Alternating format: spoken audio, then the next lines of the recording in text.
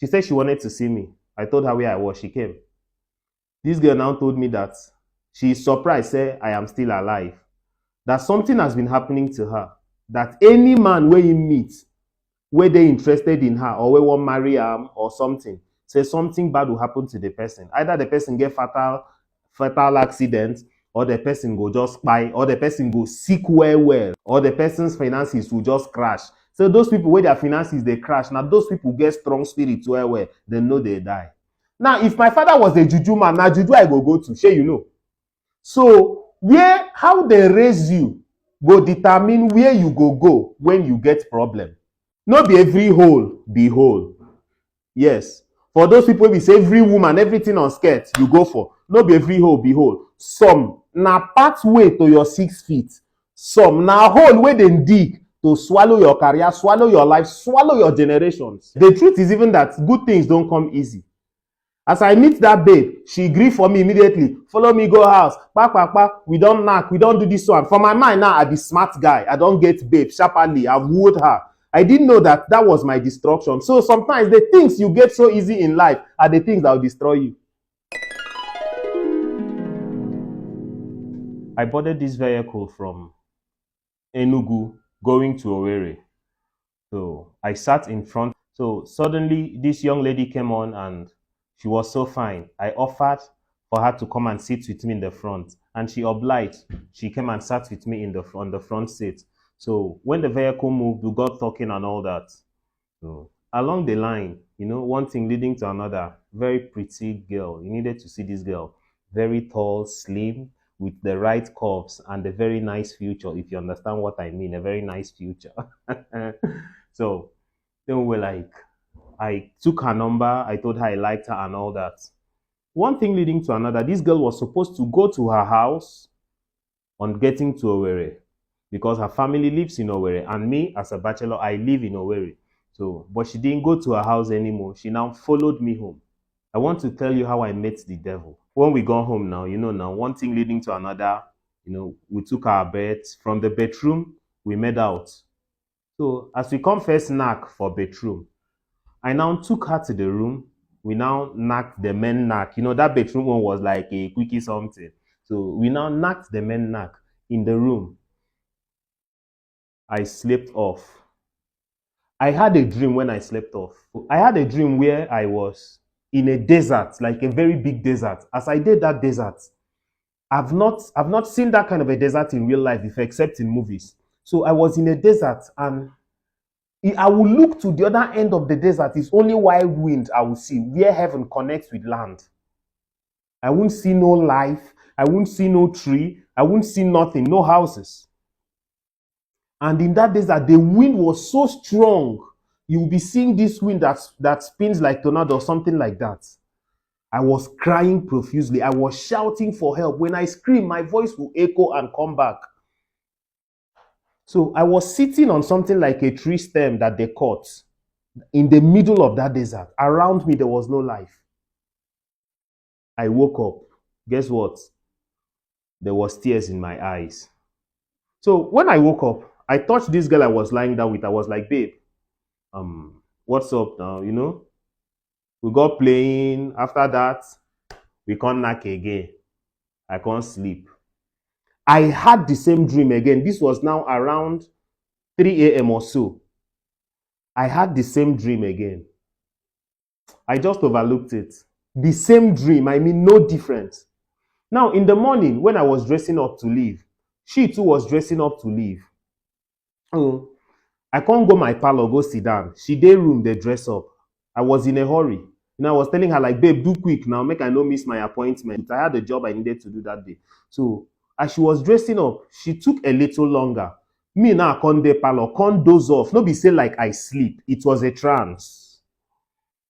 In that trance, I now saw the same dream I had, this time around in a trance. After seeing that dream, she tapped me and asked me why I was crying. This time around, there were tears coming out from my eyes. Believe me, I knew that something was wrong with this girl.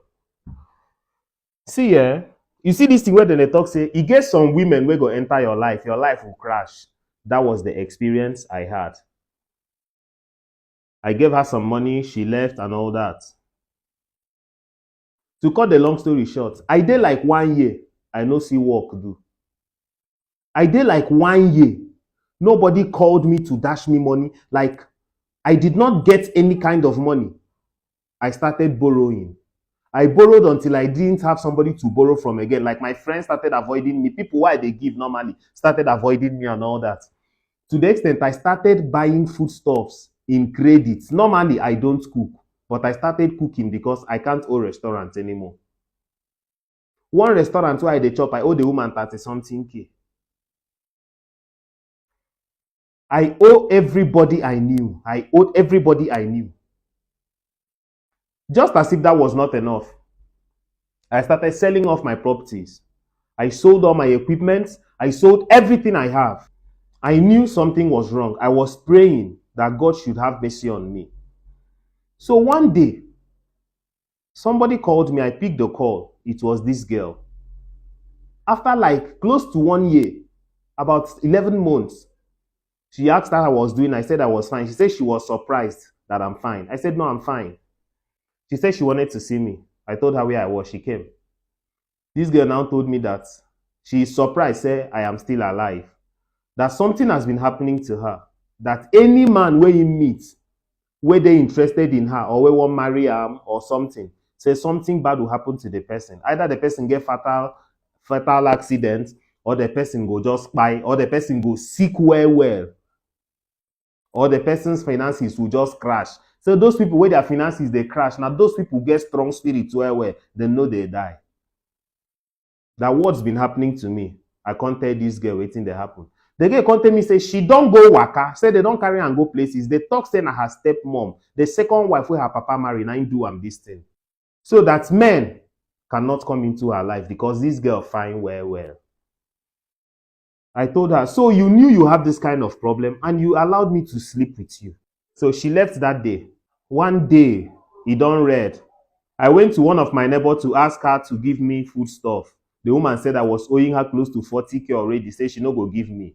And a woman where they respect me well. When this woman do child education, I give this woman almost 100K. Like both the drinks why I buy give am because the husband and my friend. Both the money where I give and some of the things where I buy. Like I bought yam and I bought rice. This woman respects me. This woman look me for tell me say no go give me. Say this her shop done the fall because of me. So I don't owe am close to 50K or more. The ones where she remember. I felt bad. When I go home that day, hungry worry me from morning till around 4 p.m. I no see food chop. I put call, no money enter. That was when I said it's either now or never. I packed my properties. I carried the phone I was using, the last phone that was remaining, because I had 2 phones. I had sold one already. It was remaining one. I carried the phone I was using. I gave it to somebody. I sold it. I went to Okigwe Camp of Faith. See, guys, you see that place called Okigwe Camp of Faith? I know say God there everywhere. Yes, God is a spirit. But the presence of God that is in that place is different from the presence of God that is everywhere. There is a thick cloud of glory in that place. Once you walk into that place, if you be person where get spirit of discernment, you go know say he gets something where they here. I went to Okigwe Camp of Faith. I said I will not come back until God delivers me. Because this was me to buy or me to say God na me and you. Now that time I understand wetin Jacob see. Hold that angel, tell that angel you must change my name. No be to answer Victor you dey win. So basically, I stayed the first day, prayed fervently, stayed the second day, stayed the third day. On the fourth day, my money where I carry come don dey finish because I dey chop once in a day. I was doing fruit fasting and all that. So, and I was paying for accommodation where I dey sleep in the camp. So that day, I just came out because you get as that Okigwe Camp of Faith. You get places where be mountain where if you go pray. You get places where be sit out. You get places where be trees. Like any kind of prayer. If you want pray, tumble your head. There are places for it there. That place is a prayer. So, as I went there to pray, around the mountain area, at the foot of the mountain, as I was crying to God there to help me, one young guy walked up to me. This guy is a fine guy. He said that God told him that he came from the north, that he came from Kaduna precisely. Say, God, tell him make him come here. Say he get why him send them. Say him don dey here for 2 days. Say as I come here the past, say God tell am say see the person wey make am come. Say God send am, make him tell me. Say him don answer me. Say make I no make that mistake again. That he has delivered me, that I should go. I asked him, who are you? He said he's a pastor. But when he told me those words, there was this relief I had in my spirit. You know that thing where they do, when you pray, maybe you get burden for your spirit, you pray, come be like, say God never answered them. And suddenly this relief comes in your spirit, that satisfaction that God has answered. Now waiting, I feel immediately. I said, thank you, Jesus. He prayed with me.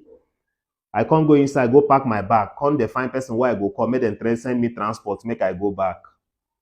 So the guy called me and dashed me 50,000 naira in cash. This is the first money that I did not borrow in about a year. As the guy gave me the 50K, I was so happy. I first go chop.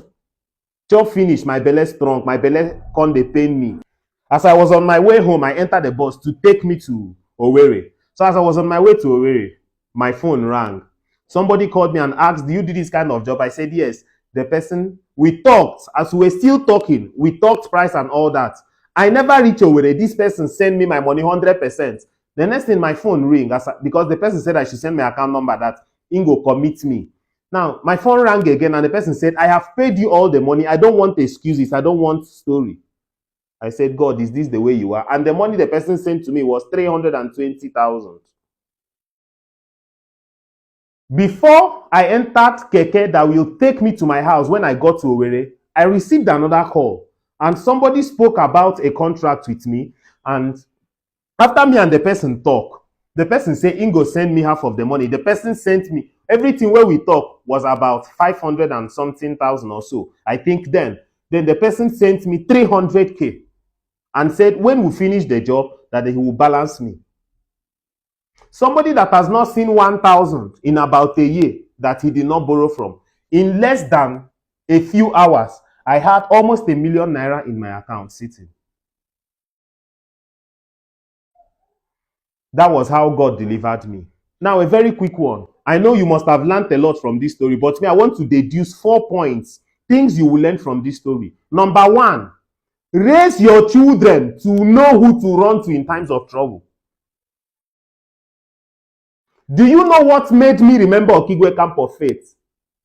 When he read for my papa, na there in they go, na there in they carry us go, make we go seek God. Sometimes he go carry us go mountain of fire, but no be mountain of fire be our church. But when he read, he go carry us go mountain of fire. And I have seen God manifest for my father severally whenever he does that prayer. So when he read for me, I remember where my father used to take me to. Now, if my father was a juju man, now juju I go to, shey you know. So, how they raise you go determine where you go when you get problem. This is me telling you that one of the best things you will do for yourself is to raise your children, raise the people around you to know that it is God to run to when you are in trouble. Then the second point I want to deduce from this story is that not be every hole be whole. Yes. For those people we say every woman, everything on skirt you go for. Not be every hole be whole. Some na pathway to your 6 feet. Some na hole where they dig to swallow your career, swallow your life, swallow your generations. And another thing I want to say is not everybody you see that is a human being. Some na ghosts, some na spirits, some na demons where they send come this earth to destroy you particularly. See wetin happen when we say God call meeting, devil come.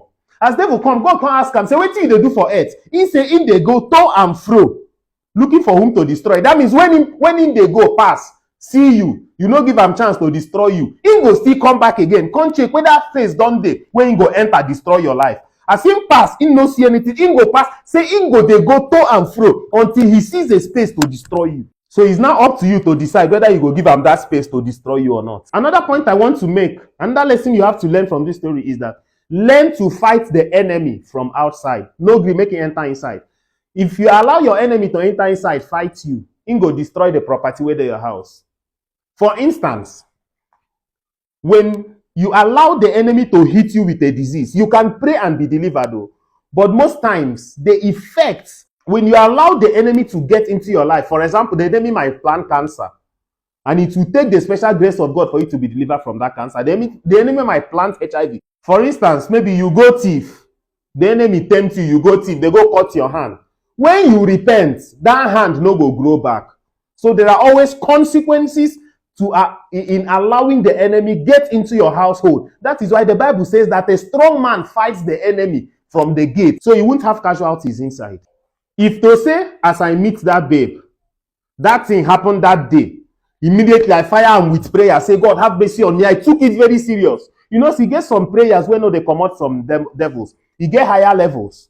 So you get the thing where go do immediately, you go apply serious prayer, serious work, and take care of yourself. That is what I should have done, but I waited for about 1 year. And thank God for mercy. What if to say within that 1 year, I buy? So no, they allow, make enemy hit you before you protect yourself. Always build a defensive wall in your life against the enemy. Now, the fourth lesson I want to bring out from this story is, for the fact that it was easy does not mean that it is the best for you. Yes, the truth is even that good things don't come easy. As I meet that babe, she gree for me immediately. Follow me, go house. We don't knock, we don't do this one. For my mind now, I be smart guy. I don't get babe sharply. I've wooed her. I didn't know that that was my destruction. So sometimes the things you get so easy in life are the things that will destroy you. This story where then the talk says some girls, they carry bad luck. Say you get some girls, we're gonna enter your life. Things go come they hard for you. You know, go progress again. Waiting you think. Do you think it's true? Do you think that there is a girl that will enter your life and say things go bad for you or things go good for you? I mean, now the energy where you carry, now it go make you progress or now it go make you suffer. Drop it on the comment section. Another thing I want to say is, if you were this guy that faced this situation, what will you do? Have you faced this kind of challenge or something related to this? Drop it on the comment section. And if you have a story you want to share with me, like this guy, the original owner of this story is Mr. Kingsley Ifediba. That is his name. He said I should share the story so people can learn. So thank you so much, Mr. Kingsley Ifediba, for sharing this story with me. I told the story like it was mine, but this is the story of Mr. Kingsley Ifediba. Thank you so much, sir, for relating this story with me. If you have an interesting story that will encourage somebody, that will teach somebody some lessons, don't hesitate to share it with me. Feel free. It's your boy, Maserati. Thank you so much.